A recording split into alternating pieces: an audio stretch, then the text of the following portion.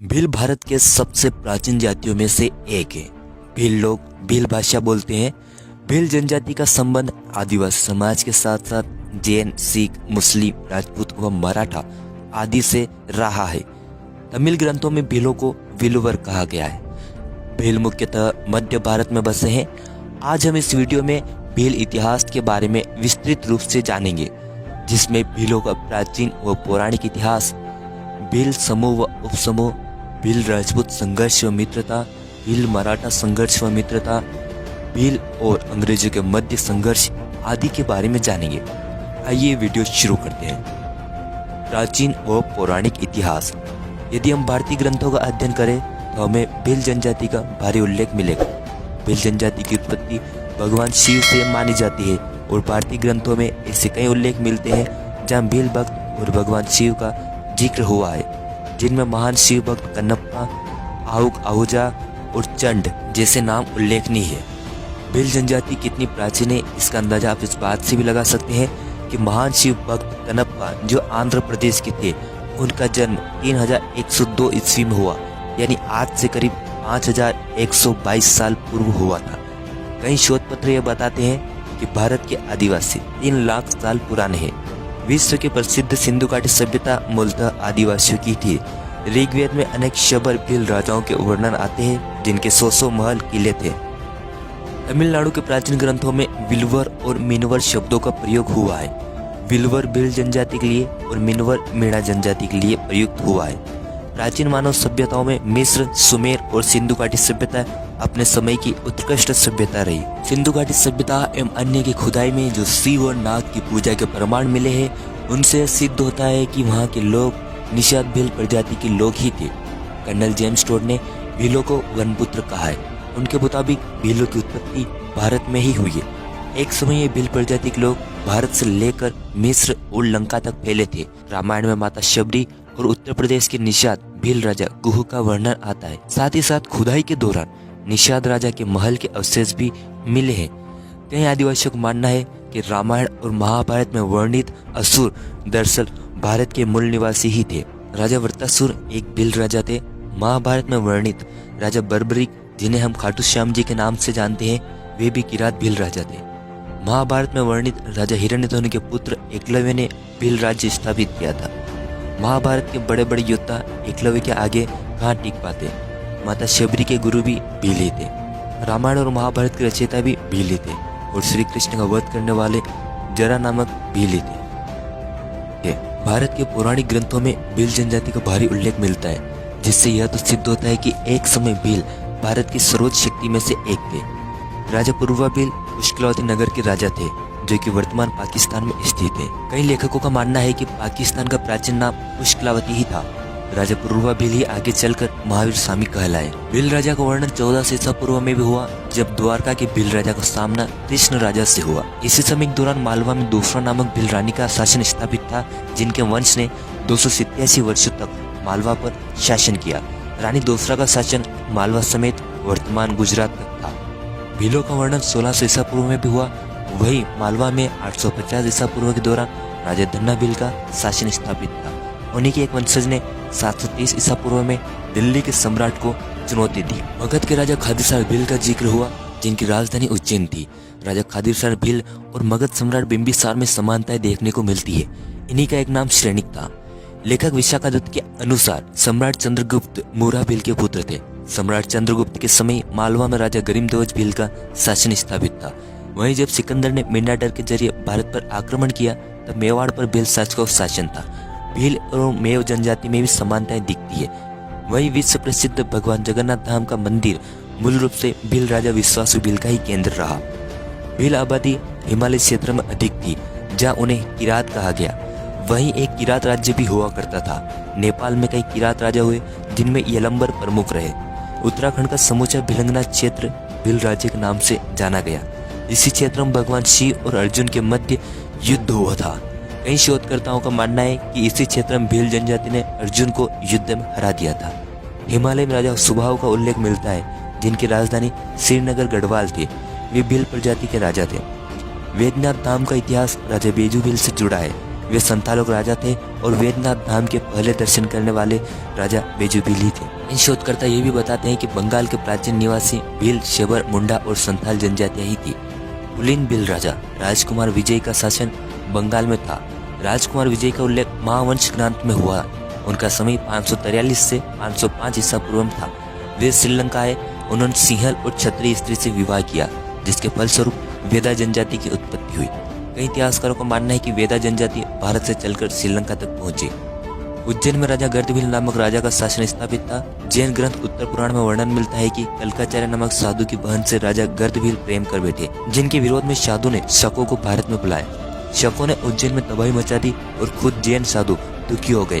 तब राजा गर्दभील के पुत्र सम्राट विक्रमादित्य ने शकों को खदेड़ दिया और चक्रवर्ती सम्राट बने।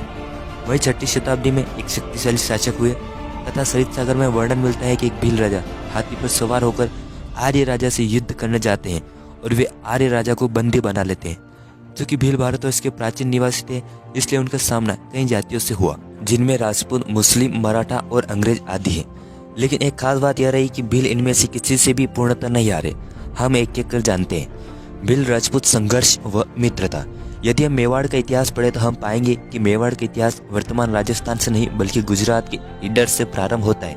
गुजरात के ईडर के राजा मांडलिक थे, वे वागड़ के राजा थे। वहीं वल्लभी पर शिलादित्य का शासन था। यह समय 600 ईस्वी का था। उसी दौरान हुणों ने वल्लभी पर आक्रमण कर शिलादित्य के राज्य को जीत लिया। युद्ध में शिलादित्य मारे गए। उनकी रानी पुष्पवती थी, वह गर्भवती थी। उसने एक बालक को जन्म दिया जिसे गोह नाम दिया गया। उस बालक को कमलावती नामक ब्राह्मणी ने भील राजा मांडलिक को सौंप दिया। राजा मांडलिक एक ताकतवर राजा होंगे, तभी वो ब्राह्मणी भील राजा से सहायता प्राप्त करने आई और संभव है कि शिलादित्य और राजा मांडलिक के अच्छे संबंध रहे होंगे। भील राजा ने उस बालक गोहिल को अपने संरक्षण में रखा और हुणों से सुरक्षा की। यह वर्णन कर्नल जेम्स टोड और बादशाह अकबर के नवरत्नों में से एक अबुल फजल ने किया। भील राजा ने गोहिल को कुछ जंगल और पहाड़ दान में दिए, लेकिन जब गोहिल बड़ा हुआ तब उसने भील राजा की हत्या कर दी और खुद राजा बन गया। आगे चलकर गोहिल वंश में नागादित्य राजा हुए, जिन्हें एक भील राजा ने युद्ध में हरा दिया और पुनः ईडर पर भील राज्य स्थापित किया। ईडर के समीप सांवलिया नगर की स्थापना राजा सांवलिया भील ने करी थी, जिसे बाद में राठौड़ों ने अपने अधिकार में ले लिया। मेवाड़ के अंतिम भील राजा खेरवो भील थे, जिनके बाद गुहिलोत शासन स्थापित हुआ। उत्तर प्रदेश का बिलग्राम क्षेत्र, जहाँ गुज्जर और भीलों के मध्य करीब 400 सालों से भी अधिक समय तक युद्ध व संघर्ष चलता रहा।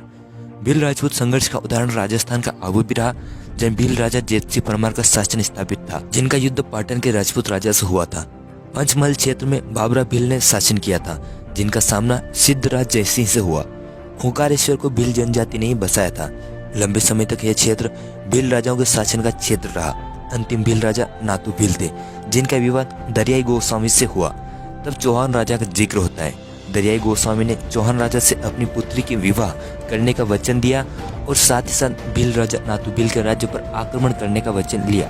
शादी के दौरान चौहान राजा भील राजा के यहाँ आए और इसी दौरान युद्ध छिड़ गया और ओंकारेश्वर पर चौहान शासन स्थापित हुआ। लेकिन देवपाल नामक राजा ने चौहानों को हरा दिया और देवपाल ओंकारेश्वर पर शासन करने लगे। आगे चलकर पुनः एक भील राजा ने देवपाल को हरा दिया और पुनः ओंकारेश्वर में भील राज्य स्थापित हुआ। वही अनिहिलवाड़ पाटन में वनराज चावड़ा को शरण देने वाले भील ही थे और बाद में वनराज चावड़ा अनिहिलवाड़ पाटन के राजा बने। राजा वांशा भील, डुंगरिया भील, कोटिया भील, कुशलगढ़ के कुशला भील, अहमदाबाद के राजा आशा भील, रामपुरा के राजा रामा भील, भानपुरा के राजा भाणा भील आदि का युद्ध राजपूतों से हुआ। लेकिन समय के साथ दोनों वर्ग एक साथ भी दिखे, खासकर बप्पा रावल, राणा कुंभा, राणा उदय सिंह, महाराणा प्रताप के समय और जब मुस्लिम और मराठों ने मेवाड़ पर आक्रमण किया तब। बप्पा रावल की बात करें तो उनका लालन पालन भील समुदाय ने किया और जब वे बड़े हुए तब उंदेरी और ओगड़ा के भील राजा देव और बाली ने ही उन्हें राजगद्दी पर बैठाया। और जब अरबी नेता मोहम्मद बिन कासिम ने भारत पर आक्रमण किया तब भील राजा देव और बाली ने ही बप्पा रावल का साथ दिया। राणा कुंभा, राणा सांगा और हमीर जैसे शासकों को लगातार भील राजाओं के सहयोग की आवश्यकता पड़ी। राणा हम्बीर द्वारा लड़े गए एक युद्ध में सबसे पहले एक भील राजा भोज ने ही सबसे पहले बलिदान दिया था। राणा उदय सिंह जब मेवाड़ हार गए तब महाराणा प्रताप और राणा पुंजा भील ने मिलकर ही मेवाड़ धरा को बचाए रखा। जब मराठों ने मेवाड़ पर आक्रमण किया तब मेवाड़ को भीलों से सहायता की आवश्यकता पड़ी। भीलों राजपूतों का साथ गुजरात के सोमनाथ मंदिर को बचाते वक्त भी दिखा, जब गिर पहाड़ियों का राजा वेगडाजी भील और हमीरजी गोहिल एक साथ मिले। झाबुआ का राजा शुक भील और धोलिया राजपूतों ने मिलकर गुजरात के राजा को हरा दिया। वहीं 1632 में भील और राजपूतों ने मिलकर औरंगजेब को युद्ध में हराया। भील मराठा संघर्ष और मित्र था। भील और कोल कोरी महाराष्ट्र के शासकों में से एक थे। खासकर खानदेश क्षेत्र में भील शासकों की कई रियासतें थी। बुलढाणा, शिरपुर व नंदुरबार भीलों के ठिकाने थे। महाराजा छत्रपति शिवाजी महाराज जब शासक बने तब वे कोली भीलों के महत्व को समझने लगे और उन्होंने कोली भीलों को कई उच्च पदों पर आसीन किया। इब्राहिम खान गारदी भील समुदाय से थे। जब मेवाड़ के राणा कमजोर पड़ने लगे तब मराठों ने मेवाड़ पर आक्रमण किया। तब मेवाड़ के राजपूत और भीलों ने मराठों को करारा जवाब दिया। लेकिन आगे देखने में आता है कि संधियों के चलते मेवाड़ियों ने भीलों का साथ नहीं दिया, उन्हें अपने हाल पर ही छोड़ दिया। कई मराठों ने भीलों के गांवों में आग लगा दी और भील और मराठों के मध्य कई भयानक लड़ाइयाँ हुई। मराठों के सदाशिवराव ने जब डूंगरपुर पर हमला किया तब वह भीलों से पराजित हुए, लेकिन फिर भी मराठों ने भीलों के गांवों को बेहद क्षति पहुंचाई। हालांकि जब ब्रिटिश सत्ता ने मराठों को अपने कब्जे में लेने की ठानी तब मराठा भील सरदार हिरिया भील के पास सहायता लेने पहुंचे। तब भील और मराठों ने मिलकर ब्रिटिशों को खदेड़ा। भील और अंग्रेज संघर्ष। भील जनजाति ने अंग्रेजों के खिलाफ 1857 की क्रांति के पहले ही कई विद्रोह किए थे। डांग के 5 भील राजाओं और अंग्रेजों के मध्य करीब 40 वर्षों तक युद्ध चला, जिसे लश्करी अंबा का युद्ध नाम से भी जाना जाता है। इस युद्ध में भील राजाओं की जीत हुई। वहीं भील सरदार चाल नाइक ने औरंगाबाद स्थित ब्रिटिश सेना पर 1819 में आक्रमण किया। इस युद्ध में सरदार चाल नाइक शहीद हो गए। मध्य प्रदेश में मराठा शासन के अंत के बाद इंडियन डोमिनेट तात्या भील ने समस्त भील प्रदेश के भीलों को इकट्ठा कर अंग्रेजों के विरुद्ध कई युद्ध किए।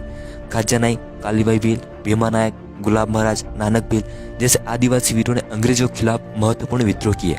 संत गोविंद गुरु और मोतीलाल तेजावत के नेतृत्व में भील जनजाति ने मानगढ़ में भी भील राज्य स्थापित करने हेतु आंदोलन किया।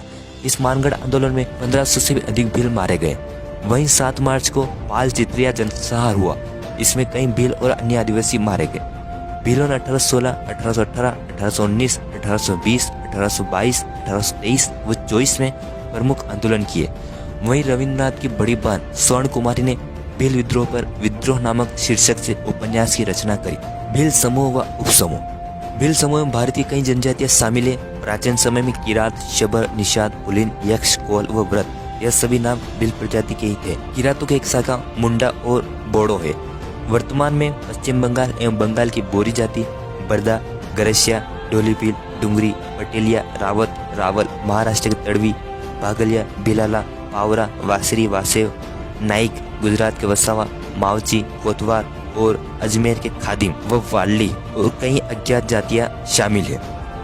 भील भारत, पाकिस्तान, नेपाल में किरात और बांग्लादेश में बसे हैं और श्रीलंका में वेदा नाम से जनजाति भीलों से संबंधित है। भील जनजाति मंदिर व किले। भील जनजाति का इतिहास खासकर शिव भगवान के मंदिरों से जुड़ा है।